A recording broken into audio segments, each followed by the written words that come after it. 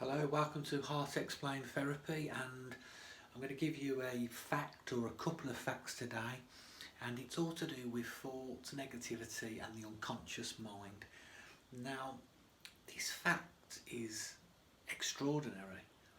Apparently we have 50 to 70,000 thoughts per day. Now just get your head round that, just have another thought to add to those 50 to 70 that you've had today. 50 to 70,000. Now when I heard this I didn't believe that that could be true, and I've done a lot of research and it's definitely some sort of measurement out there that they've carried out and they've rounded it up to this number.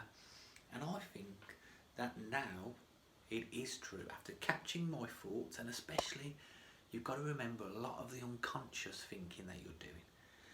When you're in your car driving, you're unconsciously looking at hazards, you're unconsciously planning ahead, you're unconsciously messing about most of the time with the radio or the sat nav.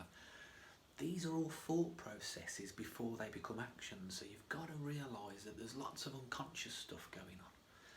But there's another fascinating fact that's even more fascinating. That they reckon between 70 to 80% of your main 50 to 70,000 thoughts are negative, completely negative. Now 70 to 80% is an incredible number for you to be, first of all, having a lot of thoughts that you're unconscious about and you don't really catch what you're doing. You're not a Zen master, so it's very hard to pinpoint every thought you have. And secondly, these are negative associations with reality. And negative thoughts create negative feelings, negative toxins in chemical reactions in your body, bad for the biology, bad for the chemicals going around that create bad physical health. So we've got to sort of reprogram this and overhaul what's going on, because our natural sort of instinct is to think a lot and probably too much, and to think very negative about the reality that we see. Now, let me just tell you a little bit why I believe this happens, and this is just a hunch. There's a bit of scientific evidence out there, but when we start to talk about the mind and psychology and any sort of, when we try and pinpoint it with science, it's still early days with what we know about the mind. So I don't want to say anything that's factual. In 100 years' time, most of this will be proved completely sort of, missing the point. But what I would like to say is, one of the reasons is, I think if you start to think negatively firstly about your environment, about your experience, you would instinctually survive. And I think this is a survival mechanism from the mind to weigh up danger before being open. It builds up a sort of parameter of safety for you before letting you be open. Now this is okay when you're crossing a road, or you're driving a car, or you're doing some sort of task where you have to weigh up this information because you're in a dangerous environment. But that's a small 1% of the day. So we don't need the negative stuff or the instinct that helps us survive in the other parts of our life. Now this is important because the negative view on reality causes all that mental health and physical health.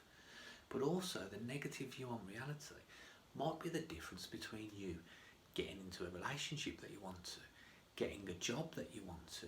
You might have this negative sort of overhaul happening unconsciously that dictates your life, and that is the problem. It's not that you don't want to move forward, it's not that you don't want to attain your dreams. You have this mind more willing to make you feel comfortable in its own sort of diagnosis as what it thinks that you need, and it sort of is behind and hiding behind all of your fears and the stuff that you really want to do. And it's where the more happiness lies for you. It's where you are actually healthier, and it doesn't really know this, so you've got to become more conscious. And You can do this by catching your thoughts every day, view reality with a conscious mind, not an unconscious mind that's going to twist it to an interpretation that's negative. And I think that if we can start to do this, we can get that 50 to 70,000 thoughts down to half of the amount of thoughts, because you don't need to be thinking that much of the time. Lots of the thoughts are past and future, and you only really need to be in the present, and you only need to think about the task right in front of you, and that's where the enjoyment and the eternity of life really exists.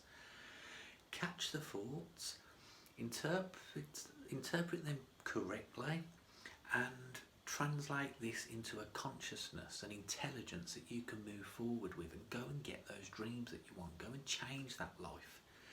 That's a fact of the day.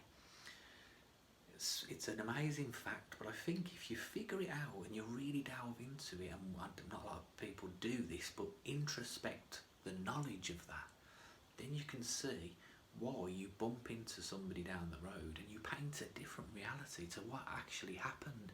And if you don't tell anybody else, not many people tell you the different perspective. Your perspective is the perspective, and if that perspective's wrong, you're never going to know it's wrong. So just be highlighted to that.